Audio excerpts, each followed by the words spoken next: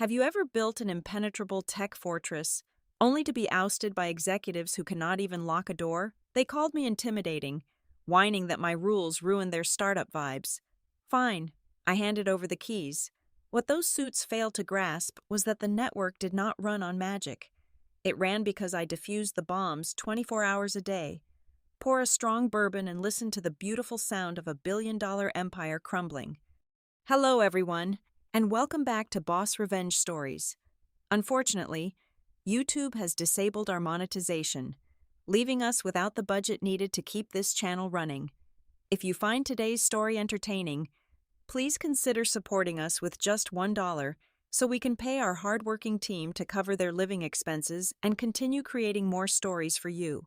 You can show your support by scanning the QR code on the screen or clicking the donate link in the description or comments below.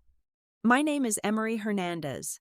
At 34 years of age, I was the Director of Systems Architecture and Security Protocols at Vanguard Nexus, a top-tier logistics technology firm operating out of a sprawling headquarters in downtown Chicago.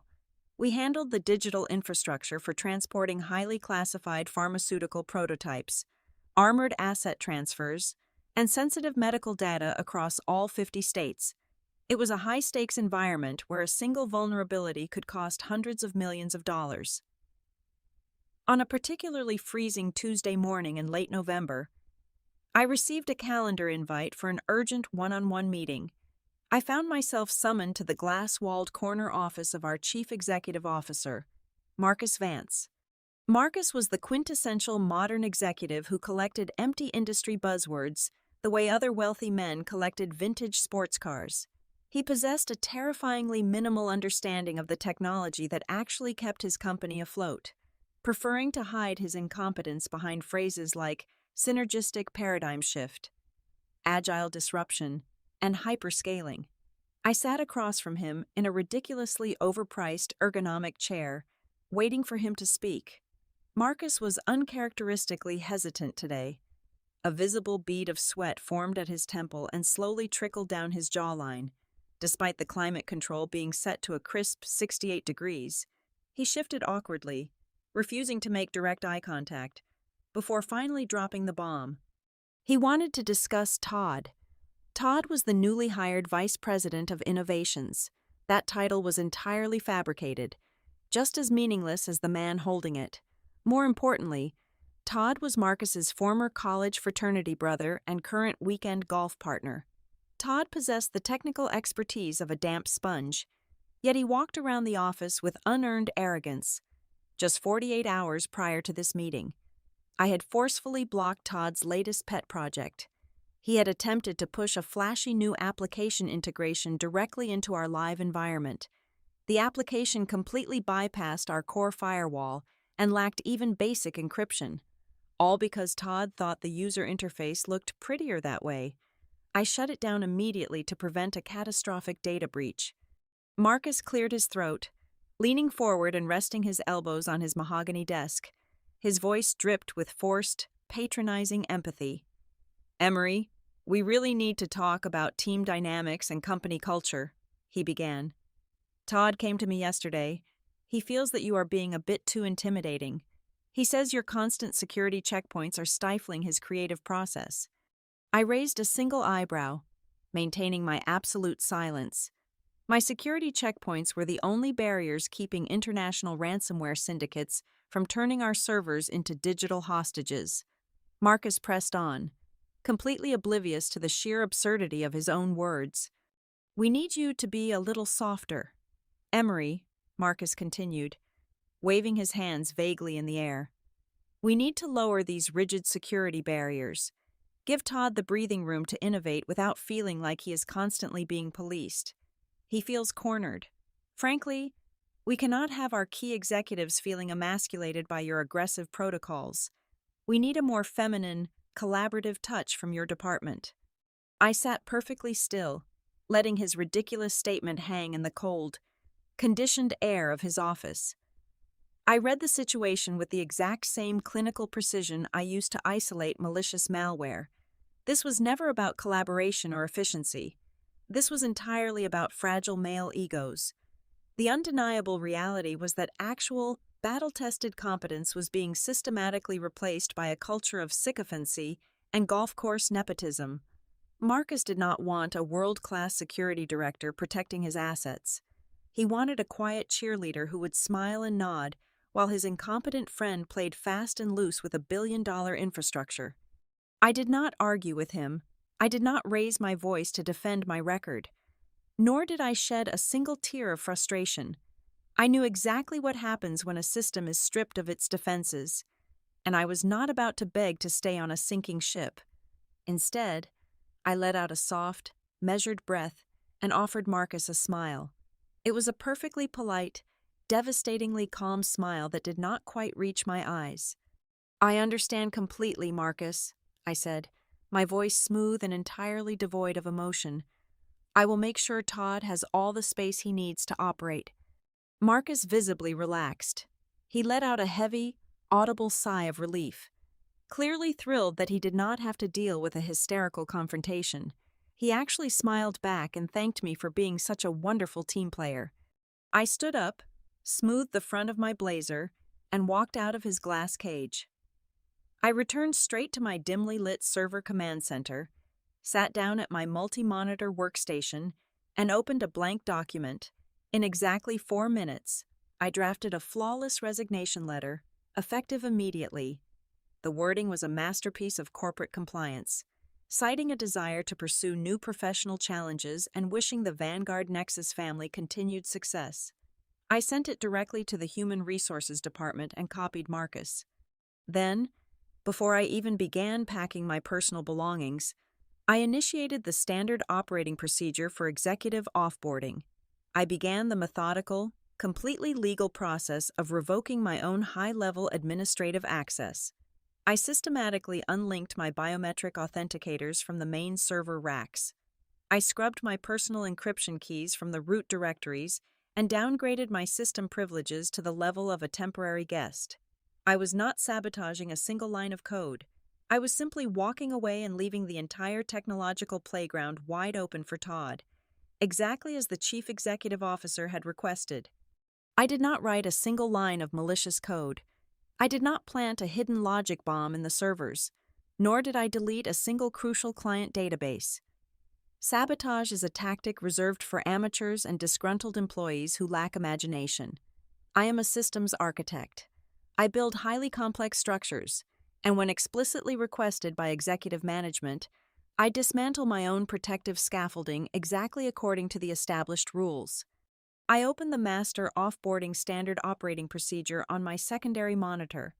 It was a dense, 400-page technical document I had authored myself 4 years ago during my first month at the company. I knew for an absolute fact that no one on the executive board had ever bothered to read past the executive summary on page 1. They had signed off on the document simply because it looked thick and highly professional. Now, I followed my own protocol to the absolute letter, executing each step with clinical precision. My first operational task was dealing with Sentinel. Sentinel was our proprietary artificial intelligence threat detection matrix. I built it from the ground up to be a highly sensitive, incredibly paranoid piece of software that processed millions of external data points every single second. It required a delicate, experienced touch to manage, much like handling a highly reactive chemical isotope. I navigated to the Central Administrative Registry and initiated a formal transfer of ownership. A security prompt flashed on my screen, demanding the credentials for the new primary system administrator. I typed in Todd's employee identification handle. The system immediately flagged his account, throwing up a severe warning that his profile was completely unauthenticated for Level 5 security clearance. But since the chief executive officer had explicitly ordered me to remove the rigid barriers hindering Todd's workflow, I manually overrode the automated safety warning.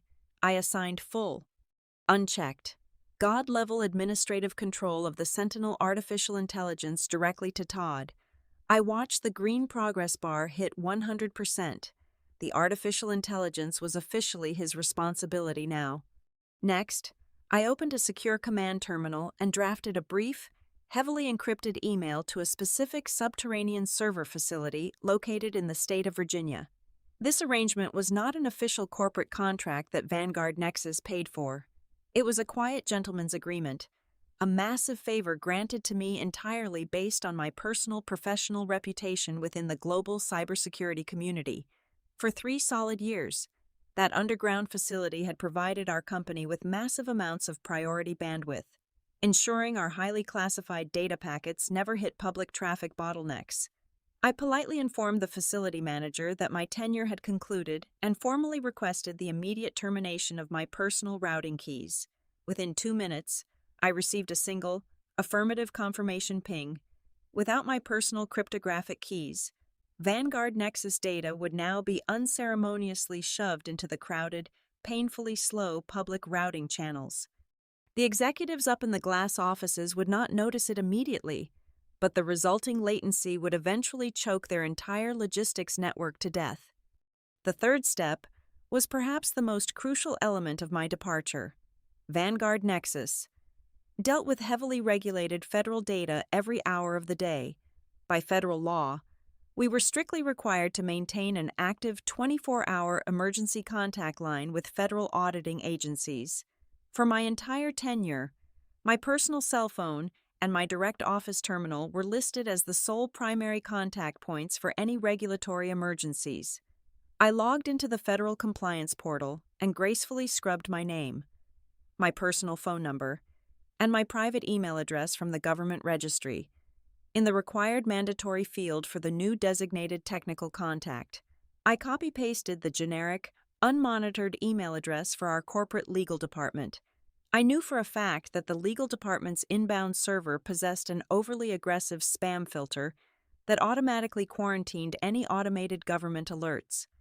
When the federal agencies inevitably started sending red flag warnings about system vulnerabilities, those critical messages would be quietly buried under thousands of junk emails offering discounted office supplies and catering services. With the digital ties permanently severed, I locked my workstation for the final time. I reached into my bottom desk drawer and pulled out a heavy, matte black, military-grade encrypted flash drive. I printed a neat, white adhesive label and affixed it to the cold metal casing. It read, "Emergency Recalibration Key." The drive contained the core root access codes that could, in theory, reset the entire neural network if things went catastrophically wrong. The catch was incredibly simple. The drive was protected by a 256-bit encryption sequence that would automatically wipe all internal data if the wrong password was entered 3 consecutive times. It required a specific alphanumeric password to open, a password that only existed inside my own head. I walked down the silent, heavily carpeted hallway to Marcus's corner office. He was away at an extended afternoon networking lunch, likely drinking expensive scotch on the company dime.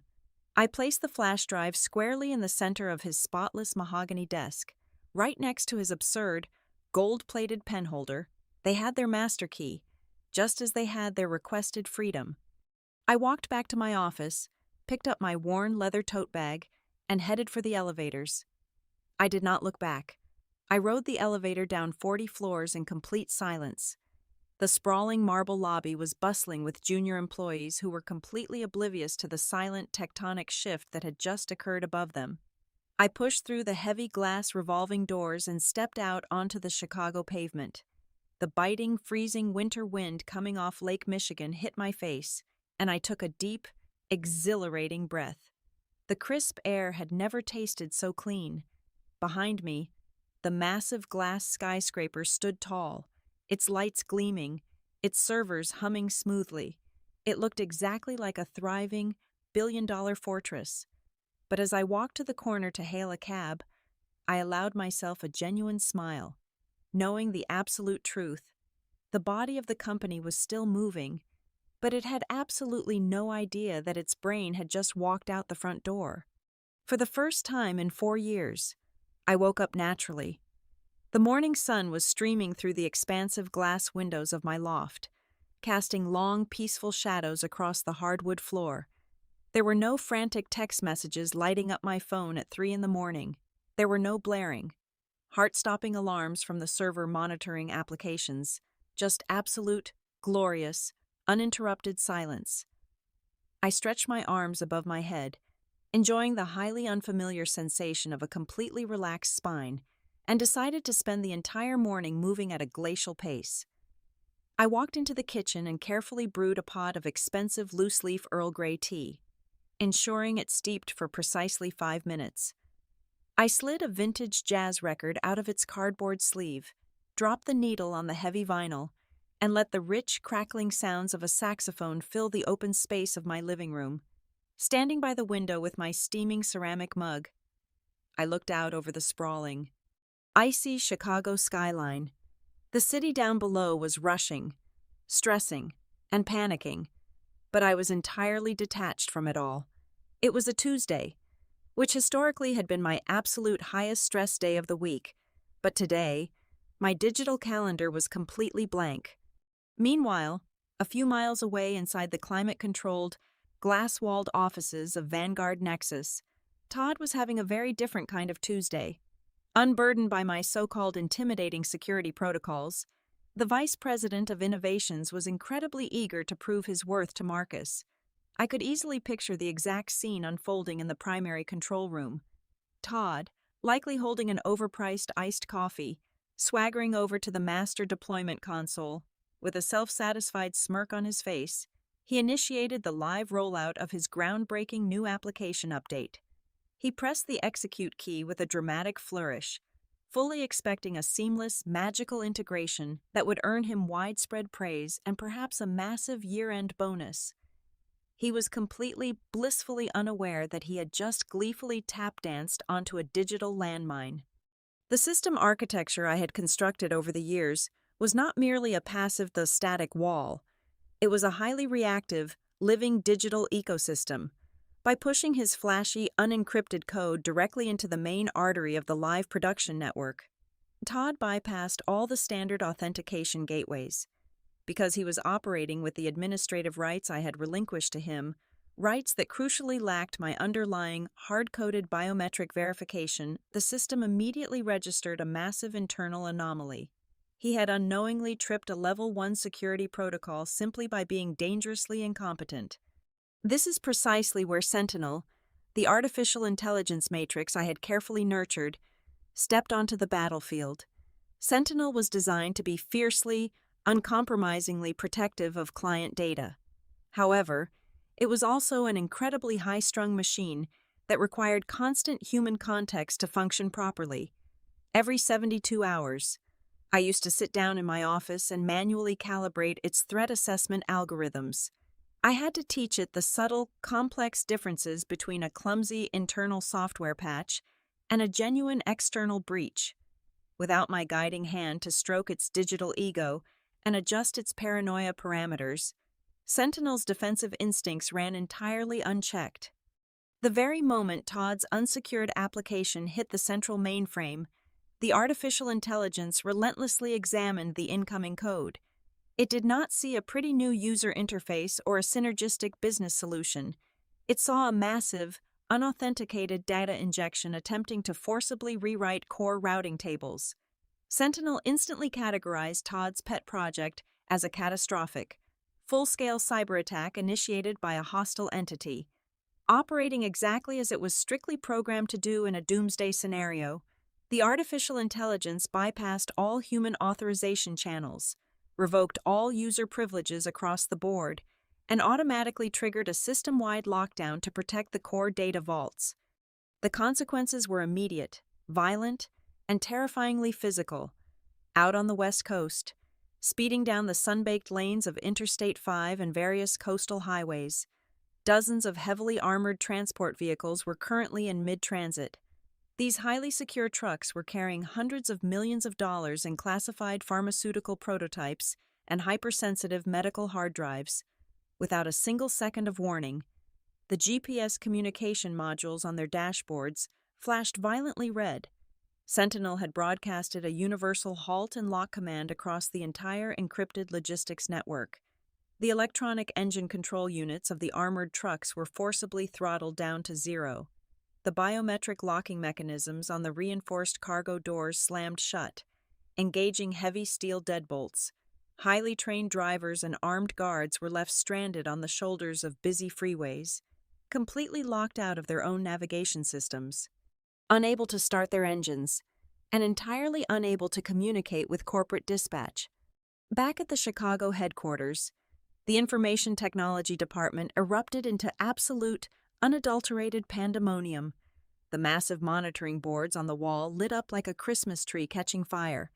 Panicked technicians scrambled frantically over their keyboards, but Sentinel actively blocked every single one of their inputs, viewing their terminal access attempts as part of the ongoing cyber attack.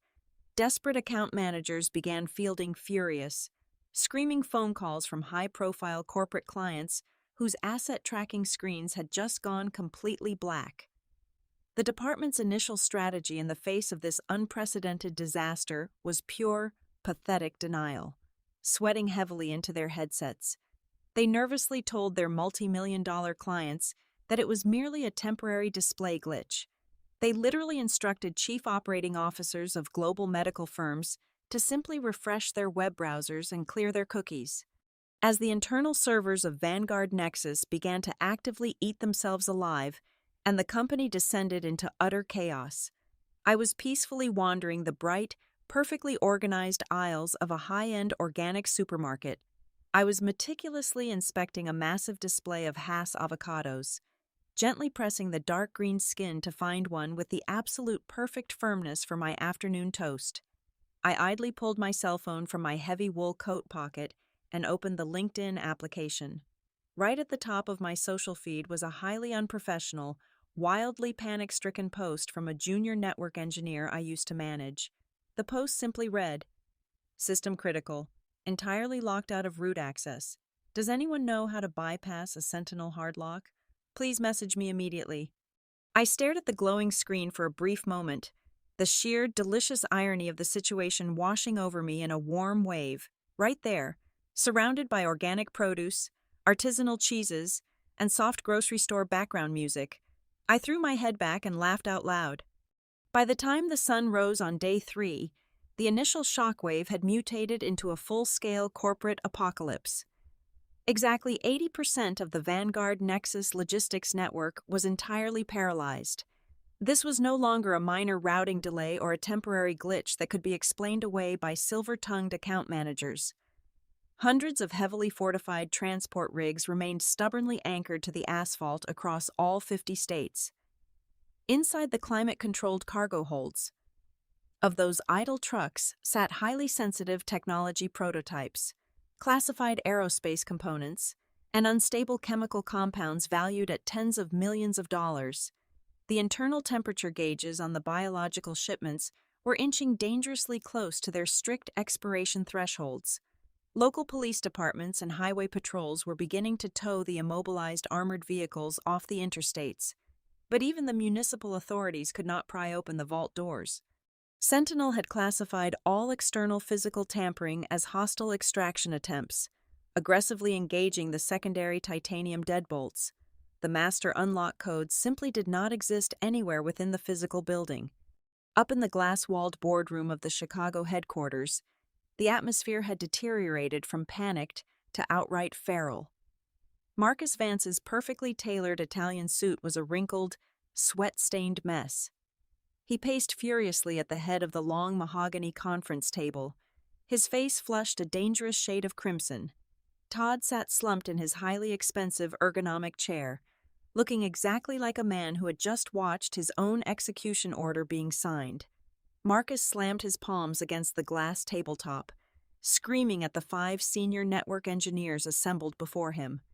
"You have to hack into it," Marcus roared, his voice cracking under the immense, crushing pressure of impending bankruptcy.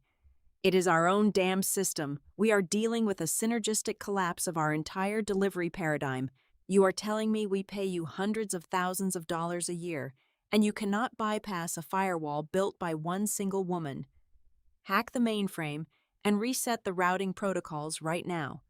The lead network engineer, a brilliant but chronically exhausted man who had explicitly warned Todd against the application integration in the first place, stared back with cold, bitter defiance. He did not flinch at the shouting. "With all due respect, Marcus, You cannot hack a solid titanium wall with a plastic spoon, the engineer replied, his voice eerily calm amidst the chaos. Emery did not build a standard corporate firewall. She built a closed-loop, self-healing digital fortress. The architecture is mathematically perfect. It actively mutates its own defense algorithms every single time we try to brute force the administrative gateway. Unless Emery personally authenticates the bypass, the system remains entirely impenetrable. We are completely locked out of our own house, and every attempt we make to force entry just triggers a higher level of lockdown. Todd, sweating profusely and hyperventilating, suddenly remembered his supposed lifeline. He bolted from the conference room, sprinting down the heavily carpeted hallway to Marcus's office to retrieve the matte black flash drive I had left behind, the one clearly labeled as the emergency recalibration key. He rushed it down to the central server room, shoving the junior technicians out of his way. His hands trembled violently as he shoved the military-grade hardware into the master access terminal. A sleek black command prompt appeared on the massive monitor, demanding the decryption cipher. Todd, fueled by sheer, unadulterated hubris and overwhelming desperation, typed in a generic administrative password. Incorrect. The screen flashed a bright, warning yellow. Panic rapidly clouding his judgment, he typed in the company's foundational incorporation date. Assuming I lacked creativity, incorrect. The screen turned a deep, threatening orange, displaying a final, strictly worded warning about the automated data wipe protocol. Todd gritted his teeth, closed his eyes, and typed in his own name. Incorrect. The terminal screen instantly went pitch black. The flash drive rapidly self-immolated its internal memory banks, permanently rendering the physical key utterly useless. But Sentinel did not stop there. The artificial intelligence interpreted 3 consecutive failed decryption attempts on a root-level drive as an active internal breach originating from the executive suite. Operating on its merciless, pre-programmed logic, Sentinel immediately quarantined the source of the perceived threat. Within seconds, a massive digital iron curtain fell firmly across the entire 40th floor. Every single executive officer, including Marcus and Todd, found their internal communication terminals forcefully deactivated. They were completely locked out of the corporate email exchange. They could not send reassurance messages to their staff. They could not read incoming crisis reports from the field. And they were completely silenced during the absolute worst catastrophe in the history of the company. The external consequences of the total communications blackout manifested with terrifying speed. Just past noon on that third day, the largest and most lucrative client in the Vanguard Nexus portfolio, a colossal, multinational pharmaceutical conglomerate, officially lost its patience. The pharmaceutical giant had $25 million worth of highly unstable experimental vaccines locked inside dead trucks baking in the Nevada desert. Their ruthless legal department did not bother with polite inquiries or mediation. They bypassed the standard arbitration clauses entirely and officially filed a massive, multi-jurisdictional lawsuit against Vanguard Nexus for gross negligence, breach of fiduciary duty, and catastrophic failure of contract. The news of the massive lawsuit leaked to the financial press almost instantly, sending immediate shockwaves through the technology industry. Utterly broken, stripped of his meaningless corporate buzzwords, and facing total, inescapable ruin, Marcus swallowed whatever pathetic remnants of his pride he still possessed. Using his personal smartphone and a private email address, he frantically composed a lengthy message to my personal inbox. Gone were the condescending remarks about my supposedly intimidating nature. Instead, the email was a masterclass in desperate, pathetic groveling. He used sweet, honeyed words, completely ignoring the blatant fact that he had essentially forced me out just days prior. Emery, my deepest and most sincere apologies for the recent misunderstandings regarding your management style. Marcus typed furiously, his desperation bleeding through the screen. We urgently and desperately need your unique expertise. I am officially offering you a short-term, emergency consulting contract. Name your exact price, massive compensation, additional stock options, anything you desire to make this right. Just please, call my personal cell phone immediately. We are a family here, and we need you to come back and fix this. I did not even read the entire message. I was sitting comfortably on my plush velvet sofa, wearing my absolute favorite oversized cashmere sweater. The apartment was wonderfully warm, filled with the comforting, rich scent of freshly ground Colombian coffee. My rescue dog, a scruffy terrier mix with a heart of gold, was resting his heavy head gently on my lap, sighing contentedly as I lazily scratched behind his ears.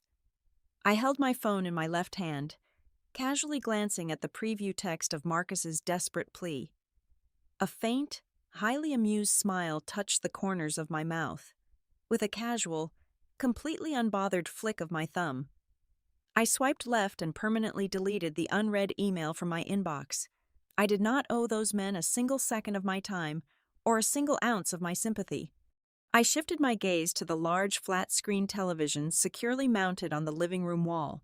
The financial news network was currently running a massive, breaking red ticker across the bottom of the screen.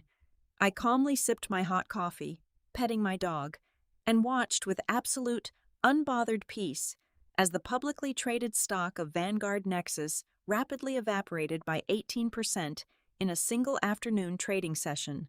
The cardboard empire was collapsing exactly as the underlying mathematics dictated, and the sound of it crumbling was the most beautiful background music I could have ever possibly asked for.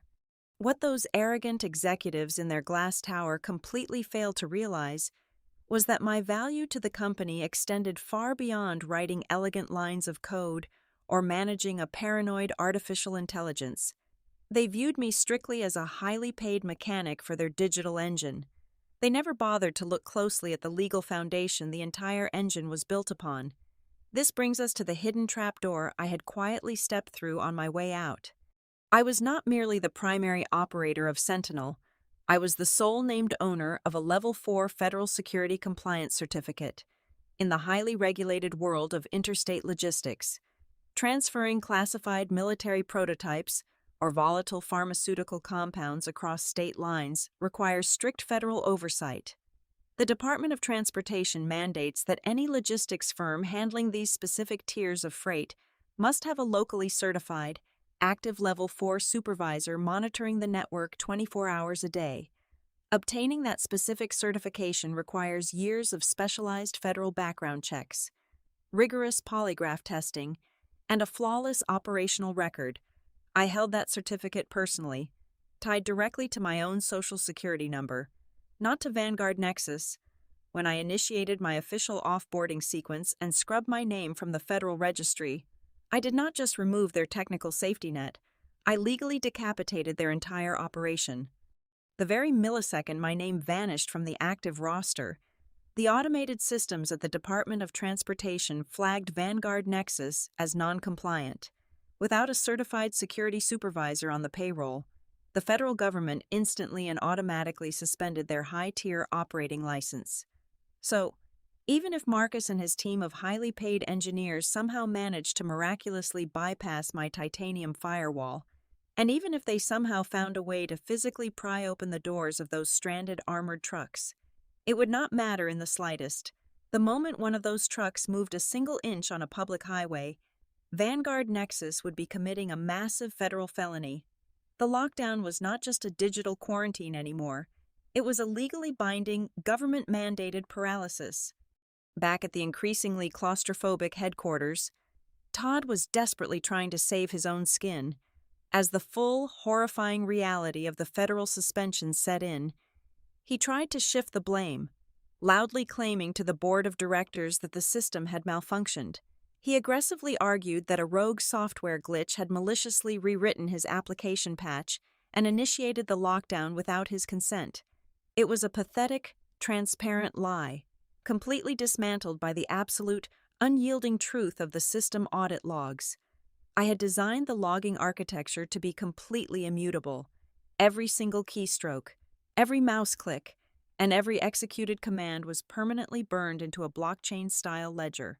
When the internal forensic team finally pulled the root directory logs, the undeniable evidence was displayed in stark, glowing green text for the entire executive board to see. The logs explicitly proved that Todd's specific user account had manually requested a critical security override. It proved that he had personally, intentionally disabled the primary safeguards to force his unstable application into the live environment. There was no glitch. There was only pure, unadulterated executive incompetence captured in high definition. While Vanguard Nexus was busy cannibalizing itself, I was enjoying a quiet, sophisticated lunch at a highly exclusive steakhouse located in the River North District of Chicago. I was not eating alone. Sitting across the table from me was Elias Thorne, the Chief Executive Officer of Horizon Apex Systems. Horizon Apex was the single largest and most aggressive competitor Vanguard Nexus had in the global market. Elias had not sent me a standard, generic recruitment email on a professional networking site. He had not routed a message through human resources. The moment the news of the massive Vanguard Nexus system failure hit the financial wire, Elias boarded his private jet in New York and flew directly to Chicago specifically to buy me lunch. Elias did not offer me corporate buzzwords or empty promises about team synergy. He was a man who genuinely understood the devastating power of flawless digital architecture. Without saying a single word, he reached inside his tailored suit jacket, pulled out a heavy cream-colored envelope, and slid it across the pristine white tablecloth. Inside the envelope was a highly detailed employment contract and a literal blank check. He looked me dead in the eye and asked me to join his firm as the Chief Technology Officer. He did not want me to fix an existing network. He wanted me to build an entirely new, impregnable infrastructure from absolutely nothing, with an unlimited budget and zero executive interference. I picked up the heavy brass pen he offered and signed the contract right there next to my half-empty glass of sparkling water. I agreed to join Horizon Apex Systems effective immediately, and the absolute best part of my new, highly lucrative position was the immediate strategic leverage it provided. Armed with my active Level 4 federal certification and a brand new, flawlessly secure digital platform, I made exactly 4 phone calls that very afternoon. I reached out directly to the 4 massive, high-priority clients who had just furiously terminated their multi-million-dollar contracts with Vanguard Nexus, because I had the legally required federal clearance and the proven technical capability to secure their frozen assets. They did not hesitate for a single second. Within the span of 3 hours, I legally, smoothly, and officially migrated 4 colossal VYP accounts straight over to Horizon Apex Systems. The inevitable conclusion of the Vanguard Nexus catastrophe arrived not with a dramatic explosion, but with the quiet, terrifying rustle of federal paperwork. Due to the severe nature of the interstate transit freeze and the highly classified cargo involved, a mandatory federal compliance audit was immediately triggered. 3 senior agents from the Department of Transportation, flanked by 2 stern cybersecurity inspectors from a joint federal task force, walked into the Chicago headquarters. They did not wait for a receptionist. They marched directly into Marcus Vance's glass-walled boardroom and demanded a full accounting of the catastrophic system paralysis. Marcus was a cornered animal, in a final, desperate act of cowardice. He attempted to play his last remaining card. Standing at the head of his massive mahogany table, sweating through his expensive dress shirt, he boldly pointed the finger of blame squarely at me. "This is an act of deliberate corporate sabotage," Marcus proclaimed to the federal agents, his voice trembling with a toxic mixture of fear and faux righteous indignation. Emery Hernandez, a disgruntled former employee, planted a highly sophisticated malicious code into our mainframe right before she abruptly resigned. She engineered this entire breakdown to extort us. The lead federal inspector, a tall, imposing woman with zero tolerance for corporate theatrics, did not even blink. She slowly opened her thick, black leather portfolio, pulled out a high-resolution tablet, and connected it directly to the boardroom's massive projection screen. "Mr. Vance," the inspector began, her voice echoing coldly in the silent room. "My team has spent the last 48 hours analyzing a bit-by-bit forensic copy of your server architecture. We have reviewed every single line of code, every firewall protocol, and every administrative action taken over the past week. She tapped the screen, bringing up a highly dense, color-coded audit log. "There is absolutely no malicious code present on your servers," the inspector stated flatly, dismantling Marcus's last defense in a single sentence. "There was no sabotage. There was no external hack. In fact, we found that your artificial intelligence defense matrix operated at exactly 100% efficiency. It did exactly what it was supposed to do when faced with an unauthenticated, highly vulnerable data injection. The system locked down because your vice president of innovations explicitly ordered it to process an unauthorized integration." Marcus opened his mouth to argue, but the inspector held up a single, commanding hand to silence him.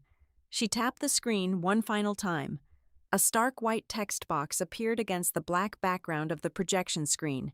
It was the final, digitally time-stamped administrative note I had securely lodged deep within the core registry just seconds before I revoked my own access. The inspector adjusted her glasses and read my final words aloud for the entire executive board to hear. "Core security architecture remains fully intact. Complete administrative control of the artificial intelligence matrix has been legally and officially handed over to the Vice President of Innovations. All manual safety locks and verification checkpoints have been permanently removed, exactly according to the direct, explicit instructions of the Chief Executive Officer." The silence that followed was absolute.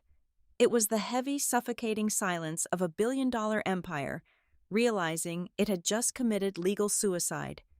Marcus Vance literally collapsed into his ergonomic leather chair. The blood drained completely from his face as the sheer magnitude of his own catastrophic arrogance finally washed over him. He was staring directly down the barrel of total corporate bankruptcy, accompanied by tens of millions of dollars in federal fines and a permanent ban from government contracting. In that agonizing moment, sitting under the harsh fluorescent lights, Marcus finally understood the brutal truth. The woman he had labeled as too intimidating, the woman he had pushed out to protect his friend's fragile ego, was never a roadblock. I was the one and only titanium shield preventing his fragile, incompetently managed company from plummeting straight into the abyss. As Marcus faced the complete and utter destruction of his professional life, I was standing in my brand-new, sprawling corner office on the 40th floor of the Horizon Apex Systems Tower. The office was breathtaking, encased in floor-to-ceiling glass that offered an unobstructed panoramic view of the Chicago skyline. I leaned against the cool glass, holding a warm ceramic mug of dark roast coffee, and watched the setting sun paint the city in brilliant strokes of gold and crimson. I took a slow, satisfying sip of my coffee, feeling a profound sense of absolute peace. I had not fired a single shot. I had simply stepped out of the way. I realized then that the absolute most perfect, devastating form of revenge is never found in anger, destruction, or sabotage. The perfect revenge is simply walking away, handing the keys to the incompetent, and letting them quietly, inevitably choke themselves to death on the very weight of their own ignorant arrogance. Thank you so much to everyone for tuning in and listening to my story today. I would love to know where you are all listening from, so please let me know in the comments below. If you enjoyed today's story, please consider helping us out with just $1. You can scan the QR code right on your screen, or use the donation link provided in the description or the pinned comment. Your support goes directly to paying our incredible team, helping them feed their families, and ensuring we can keep creating and sharing these amazing stories with all of you. Stay strong, know your worth, and I will see you in the next one.